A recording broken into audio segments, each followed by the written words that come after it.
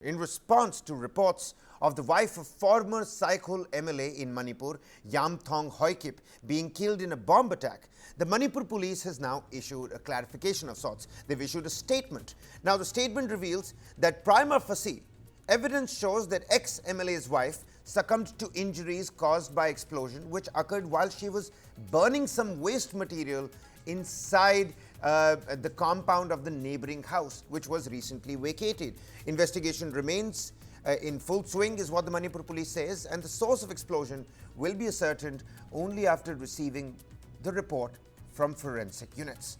Well, to talk more on this, decode this, albeit with a nuanced perspective, Deputy Managing Editor, News 9 Live, Kartikeya Sharma joins us on the broadcast. Kartikeya, we've been talking about vested interests, we've been talking about rampant use of arms and ammunition. I mean, it's no surprise that an explosion word is going to be, simply linked to some sort of crude bomb or some, IED explosive because of, the modern warfare that is going on, accompanied with guerrilla warfare. But now that the police has clarified, how does one look at this latest development? They've gone on to say, Manipur cops have gone on to say that please do not link this particular explosion with the ethnic strife that is ongoing. How are you looking at these developments?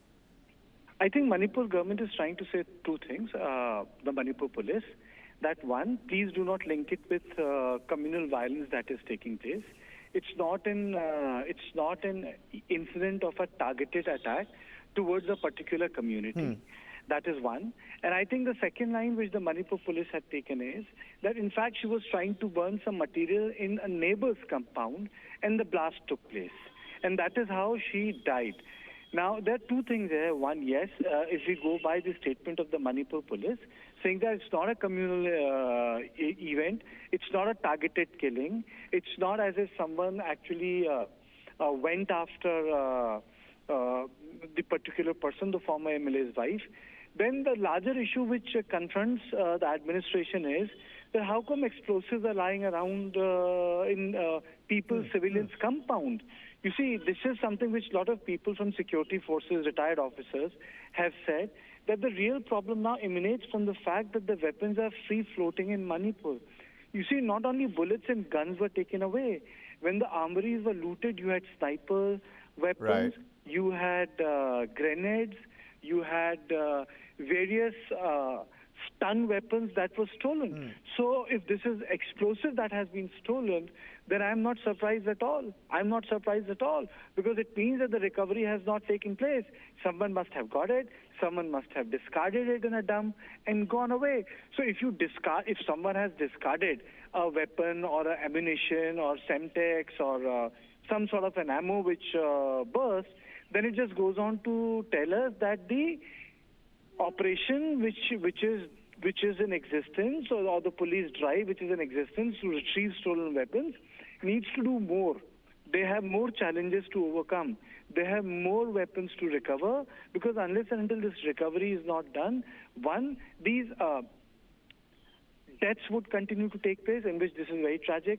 Someone burning trash, not realizing that there's ammo out there.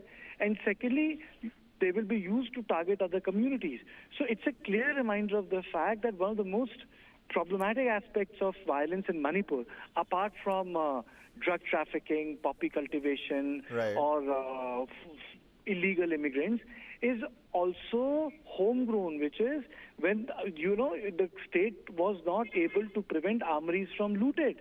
And when the armories got looted, the weapons went out. And this death is a reminder of that loot that took place at various levels. Seems like, Kartikeya, seems like collateral damage because you have the security forces that are out there to get the weapons back. These armories were looted back in the day. And, each and every passing day, you'll have one of the other, social media platforms where Manipur police will show you the kind of guns that they've, recovered, so on and so forth. There are several nakas and checkpoints also, security forces taking a look at what Manipur police calls fringe and vulnerable areas. So the government on the ground and the police on the ground are trying to do as much as they can. But it again goes on and tells us that the armories that were looted back in the day, the extent, the expansion of which, the magnitude with which this loot was carried out, it seems like they emptied the entire barrack. You see, that couple of things here, it's very complex. In the initial days of violence, when the armories were looted, A lot of people from the valley community say they were looted because the valley people felt that, they are very vulnerable. And because of common ethnicity, somehow the resistance was not fierce. And hence, it made it easier for people to get away with the guns. That is one part of the issue. The second part of the issue is, will they be surrendered? I don't know, because the anxiety and the tension and the violence still exists in Manipur. So I don't know whether people will willfully surrender it or not. Third aspect is, what do you do with a sniper, things like sniper guns or AK-47? Sometimes you sell it. So there is a strong probability that you'll find these weapons across the border. You sold it. You sold it for the money because economic activity has come to a halt in Manipur. It's not what it used to be. It's erratic. If I say that the economic activity has become erratic in Manipur. So these are very, very complex issues.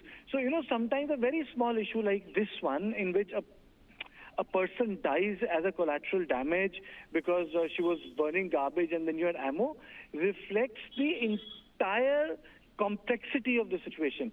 So this death in Manipur, the Manipur police has clarified, which is notable, that, it's not a communal attack, but it is a reflection of the complex situation in Manipur right now. If we are to find ammo in the garbage dumps, then it's really, really problematic.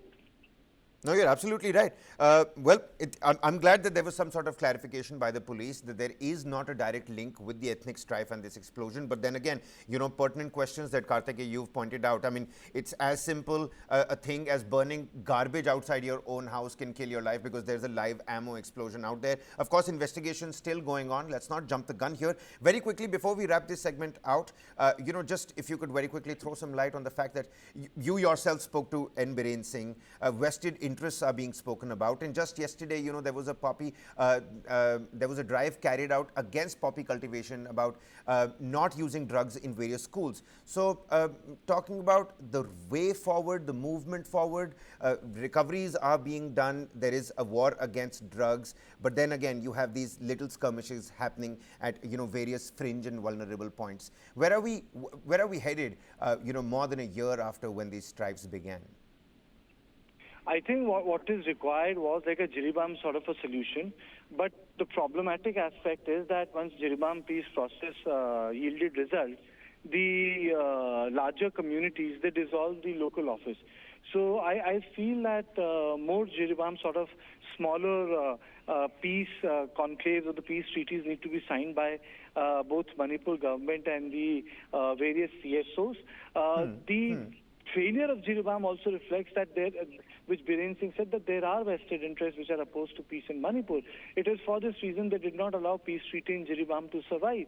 He said this in the floor of the House. He has said this in multiple forums, that there has to be some sort of a give and take. Absolute boycott will not work. There is no denying the fact that the Kuki community faces a lot of othering. And, the Kuki community faces the charge of facilitating illegal immigration. Their point is also correct that they are not responsible for the border. The border forces are responsible for keeping illegal immigrants out. If they are illegal immigrants, then it is the job of the border forces to pull them away, not the community. But then, it's like, this is like a hindsight wisdom. What it has done is that it has built a lot of suspicion between two communities. It's an old story, but I would say that the new beginning can only be made in smaller portions, not in a big portion, in my opinion. All right, then. Many thanks, Karthikeya, for helping us put this into perspective.